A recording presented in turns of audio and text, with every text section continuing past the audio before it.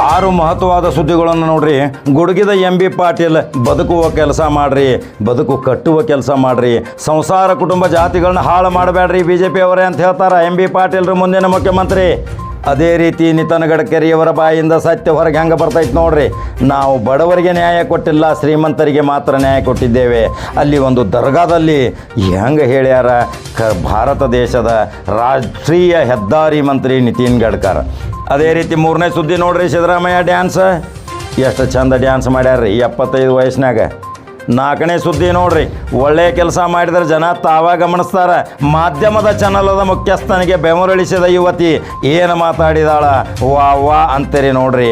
ಹರೆಯ ಹುಡುಗಿಯ ಜೊತೆ ಫರಾರಿಯಾದ ಇವನಂತ ಸ್ವಾಮೀಜಿ ನೋಡ್ರಿ. ಸುದ್ದಿ 6ನೇದು, 1 ಲಕ್ಷ ರೂಪಾಯಿ ನಾಟಕ ಕಲಾವಿದರಿಗೆ ದಾನ ನೀಡಿದ ಯುವ ನಾಯಕ ರಾಹುಲ್ ಜಾರಕಿಹೊಳಿ, ಸತೀಶ್ ಜಾರಕಿಹೊಳಿ ಅಮೃತ ಮಹೋತ್ಸವ ಕಾರ್ಯಕ್ರಮ ಯಶಸ್ವಿಗೊಳಿಸಿದ್ದಕ್ಕೆ ಪ್ರಶಸ್ತಿ ಪತ್ರ.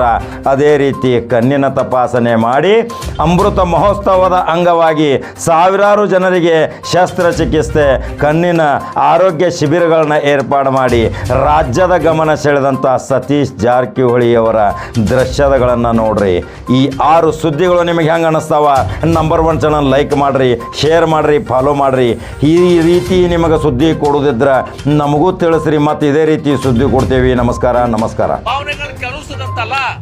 ಬದುಕು ಕಟ್ಟುವಂತ ಕೆಲಸ ಮಾಡ್ರಿ. ಸಿದ್ದರಾಮಯ್ಯವರು ಬದುಕು ಕಟ್ಟುವಂತ ಕೆಲಸ ಮಾಡಿದ್ರು. ಅನ್ನ ಭಾಗ್ಯ, ಕ್ಷೀರ ಭಾಗ್ಯ, ಕೃಷಿ ಭಾಗ್ಯ. ಇವರಾಗಿ ಬರೀ ಮೊಟ್ಟೆ ಎಸ್ತ, ಅದು ಮಾಂಸದ ಊಟ, ಸಾವರ್ಕರ್ ಊಟ ಇದೇ ಅಲ್ಲ. ಇದು ಹೊಟ್ಟೆ ತುಂಬತದ ಯಾರಿಗ್ರೆ? ಇದನ್ನ ಯಾರು ಬದುಕು ಕಟ್ತೀರಿ ನೀವು? ಭಾವನೆ ಕೆಲಸುದಲ್ಲ ಅಷ್ಟೇ. ಯಾಕೆ ಮಾಡ್ತಾ ಇದಾರೆ ಪ್ರತಾಪ್ ಸಿಂಹ ಇದೆಲ್ಲ? ಇದನ್ನ ಅಟೆನ್ಷನ್ ಡೈವರ್ಟ್ ಮಾಡಬೇಕು, ತಮ್ಮ ವೈಫಲ್ಯ ಮುಚ್ಕೊಳ್ಳಕ್ಕೆ ಮಾಡ್ತಾ ಇದ್ದಾರೆ. नमस्कार। महान संत सैयद मोहम्मद ताजुद्दीन बाबा, इनका विशेष रूप से नागपुर से एक गहरा रिश्ता रहा है। उनके कारण पुराने काल से अनेक लोगों ने उनके ऊपर भक्ति और श्रद्धा रखी है। वो अनेक लोगों के प्रेरणा के स्तोत्र भी रहे हैं और नागपुर में सभी जात पंथ धर्म भाषा के लोग उनकी पूजा करते हैं। ऐसे एक महान संत विशेष रूप से 100 साल पूरे हो रहे उस शरीफ को, ये 100 साल जो है, ये 100 साल का इतिहास बाबा ताजुद्दीन बाबा के हमारे लिए बहुत प्रेरणादायी है। और विशेष रूप से मुझे खुशी है कि इसका बड़े प्रमाण पर बहुत बड़ा पुनरुत्थान भी हुआ है। मंदिर भी जो हमारा ताजुद्दीन बाबा की जगह है, दरगाह है, वो भी बहुत अच्छा बना है। और विशेष रूप से अभी प्रामाणिकता से एक एक पैसा जो जमा हो रहा है उसको समाज के गरीबों के शोषित पीड़ित लोगों के लिए खर्चा होना चाहिए। आजू बाजू में गरीब लोग रहते हैं, उनके बच्चों को अच्छी शिक्षा मिलनी चाहिए, उनको अच्छी स्वास्थ्य की सुविधाएं मिलनी चाहिए। और बाबा ताजुद्दीन बाबा के नाम से एक मेडिकल कॉलेज की भी शुरुआत होनी चाहिए, ताकि लोगों को, गरीब लोगों को इसका आधार मिलेगा। और ईमानदारी से बाबा की सेवा करते हुए इन गरीबों की सेवा करना ही हमारा धर्म है, यही ईश्वर की सेवा है, यही हम सब मानते हैं। मुझे बहुत खुशी है कि विदेशों से, बाहर से अनेक लोग आ रहे हैं। उन सब लोगों के मैं स्वागत भी करता हूं नागपुर के सांसद होने के नाते। और विशेष रूप से अमन शांति का, भाईचारे का एक अच्छा संदेश इस 100 साल के पुराने उस शरीफ के द्वारा निश्चित रूप से इस मौके से पूरी जनता को मिलेगा। मैं फिर से एक बार बाबा ताजुद्दीन बाबा जी के चरणों में हाथ जोड़कर अभिवादन करता हूं और आप सबको बहुत बहुत शुभकामनाएं और शुभेच्छा देता हूं। बहुत बहुत धन्यवाद। नमस्कार। ರೂಲಿಂಗ್ ಪಾರ್ಟಿ ಅಂತ ಏನ್ ಹೇಳ್ತೀವಿ, ಯಾರೇ ಆಡಳಿತವನ್ನ ನಡೆಸ್ತಾ ಇದ್ರು ಅವ್ರ ಕೈನಲ್ಲಿ ನಮ್ಮೆಲ್ಲರ ಸಂಪೂರ್ಣ ಸ್ವಾತಂತ್ರ್ಯ ಅವ್ರ ಕೈನಲ್ಲಿ ಇರುತ್ತೆ. ಅದನ್ನ ಪ್ರಶ್ನೆ ಮಾಡಿ ಯಾರೇ ಆಗಿರ್ಲಿ ಸರ್, ಇಲ್ಲಿವರೆಗೂ ಎಲ್ಲಾ ಪಕ್ಷಗಳು ಆಡಳಿತಕ್ಕೆ ಬಂದು ಹೋಗಿದೆ. ಎಷ್ಟು ಜನ ಯಾವ ರೀತಿ ಸ್ವಾತಂತ್ರ್ಯ ಕೊಟ್ಟಿದ್ದೀರಾ ದಯವಿಟ್ಟು ತಿಳಿಸಿ. ಇಷ್ಟು ಜನ ಕುತ್ಕೊಂಡಿದ್ದೀರಾ, ಎಷ್ಟು ಜನ ಖುಷಿ ಅಂತ ಸಿಲಿಂಡರ್ ತಗೊಳ್ಳುವಾಗ ಅಮೌಂಟ್ ಕೊಟ್ಟಿದ್ದೀರಾ ಹೇಳಿ. ಇಷ್ಟು ಜನ ಇದ್ದೀರಾ, ಎಷ್ಟು ಸಾರಿ ರೇಷನ್ ತರಕ್ಕೆ ಹೋದಾಗ ಖುಷಿಯಿಂದ ಕೊಟ್ಟು ತಗೊಂಡು ಬಂದಿದ್ದೀರಾ ದಯವಿಟ್ಟು ಹೇಳಿ. ನಿಮ್ಮ ದಿನ ಬಳಕೆಯಲ್ಲಿ ಇಷ್ಟೊಂದು ತೊಂದರೆ ಆಗ್ತಾ ಇದೆ. ಎಷ್ಟು ಜನ ಮನೆಯಿಂದ ಹೊರಗಡೆ ಬಂದ ತಕ್ಷಣ ಒಳ್ಳೆ ರೋಡಲ್ಲಿ ಓಡಾಡಿದ್ದೀರಾ ಹೇಳಿ. ನೀವು ಮನೆಯಿಂದ ಆಚೆ ಬಂದಾಗ ಮುಖ್ಯ ದ್ವಾರ, ಮುಖ್ಯ ರೋಡ್ ಅಂತ ಏನಿರುತ್ತೆ ಆ ಮೇನ್ ರೋಡ್ಗಳಷ್ಟೇ ನೋಡಿದ್ದೀರಾ.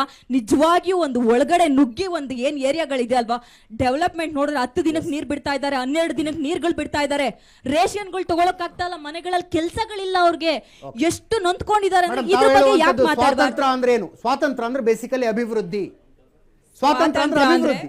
ಸ್ವಾತಂತ್ರ್ಯ ಅಂದ್ರೆ ಅಭಿವೃದ್ಧಿ. ಸ್ವಾತಂತ್ರ್ಯ ಅಂದ್ರೆ ಕಡಿಮೆ ಬೆಲೆಗೆ ವಸ್ತುಗಳು ಸಿಗುವಂಥದ್ದು ಅದು ಸ್ವಾತಂತ್ರ್ಯ. ಸ್ವಾತಂತ್ರ್ಯ. ಇಲ್ಲದೆ ಹೋದ್ರೆ ಯಾವ ಸ್ವಾತಂತ್ರ್ಯ ಇದ್ರೇನು? This is your question. ಸ್ವಾತಂತ್ರ್ಯ ಅಂದ್ರೆ ಸಂವಿಧಾನ, ನೀವೇನು ಹೇಳ್ತಾ ಇದ್ದೀರಲ್ವಾ, ಸಂವಿಧಾನ ಹೇಳುತ್ತೆ ಒಬ್ಬ ಮನುಷ್ಯ ಹುಟ್ಟಿದ ತಕ್ಷಣ ಉಚಿತವಾಗಿ ಮೂಲಭೂತ ಸೌಕರ್ಯಗಳನ್ನ ಉತ್ತಮ ಗುಣಮಟ್ಟದಲ್ಲಿ ಕೊಡಬೇಕು ಅಂತ ಸಂವಿಧಾನ ಹೇಳುತ್ತೆ. ಯಾವ ಪಕ್ಷ ಕೊಟ್ಟಿದೆ ಸರ್? ಮಾತಾಡಿ. ಯಾವುದೇ ಪಕ್ಷ, ದಯವಿಟ್ಟು I want to take one more. ಯಾರು ಕೊಟ್ಟಿಲ್ಲ, ಯಾರು ಮಾಡಿಲ್ಲ, ಮನಸ್ಸಾಕ್ಷಿಯಾಗಿ ನಾನು ಒಪ್ಕೊಂತಾ ಇದ್ದೀನಿ. ಅದನ್ನ ಆಮ್ ಆದ್ಮಿ ಪಾರ್ಟಿ ಅವ್ರು ಮಾತಾಡಿದಿರಾ, ಕುತ್ಕೊಂಡಿದ್ದಾರೆ. ಅಲ್ಲಿ 2 ಸ್ಟೇಟ್ ಅಲ್ಲಿ ಮಾಡಿದ್ದಾರೆ, ಪಂಜಾಬ್ ಅಲ್ಲಿ ಮತ್ತು ಡೆಲ್ಲಿನಲ್ಲಿ ಮಾಡಿದ್ದಾರೆ. ಎಷ್ಟು ಅಭಿವೃದ್ಧಿ ಮಾಡಿದ್ದಾರೆ ಸರ್. ಯಾಕೆ ಸರ್ ಇದ್ರ ಬಗ್ಗೆ ಮಾತಾಡಬಾರ್ದು?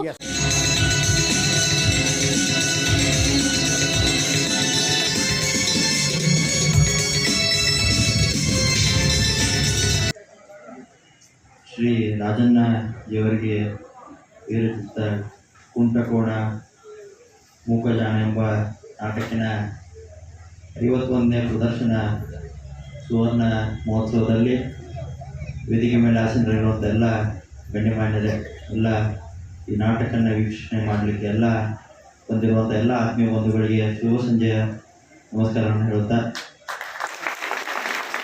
ಒಂದು ಒಳ್ಳೆಯ ವ್ಯವಸ್ಥೆಯನ್ನು ಎಲ್ಲ ತಾಳ್ಕೊಟ್ಟು ಇರ್ಬೋದು ಎಲ್ಲ ಇವರ ತಂಡ ಇಲ್ಲಿ ಮಾಡಿದೆ. 51ನೇ ಪ್ರದರ್ಶನ ಇವತ್ತು ಅವರು ಮಾಡ್ತಿದ್ದಾರೆ.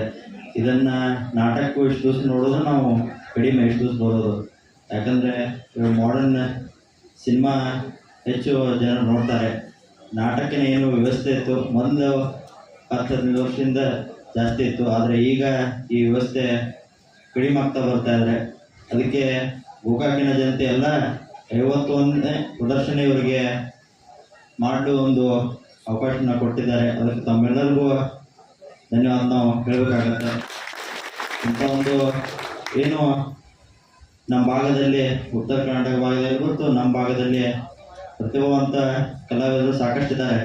ಆದರೆ ಅವರಿಗೆ ಅವಕಾಶ ಸಿಗೋದಿಲ್ಲ, ವೇದಿಕೆ ಸಿಗೋದಿಲ್ಲ. ಅವರ ಏನಾದರೂ ತಮ್ಮ ಹತ್ರ ಕಲೆ ಇದೆ ಅದನ್ನ ಪ್ರದರ್ಶನ ಮಾಡಲಿಕ್ಕೆ. ಅದಕ್ಕೆ ಇಂಥ ಒಂದು ವೇದಿಕೆಯಿಂದ ದೊಡ್ಡ ವೇದಿಕೆಯನ್ನು ಕಲಾವಿದರು ಹೋಗಿದ್ದು ನಾವು ನೋಡಿದ್ದೇವೆ.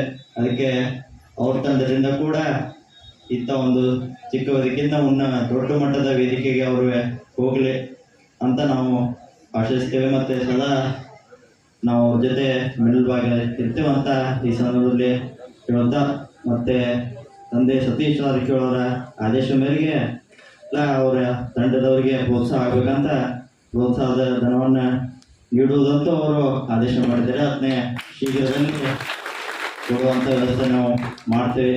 ಅದಕ್ಕೆ ಇದೇ ರೀತಿ ತಾವು ಈ ನಾಟಕವನ್ನು ಮುಂದುವರ್ಸ್ಕೊಂತ ಹೋಗಿ ತಮ್ಮೆಲ್ಲರ ತಂಡದಗಳಿಗೆ ಶುಭಾಶಯವನ್ನು ಕೋರ್ತಾ ಎಲ್ಲರಿಗೂ ಒಳ್ಳೆಯದಾಗಲಿ ಅಂತ ಹೇಳ್ತಾ ನಾನು 2 ಮಾತು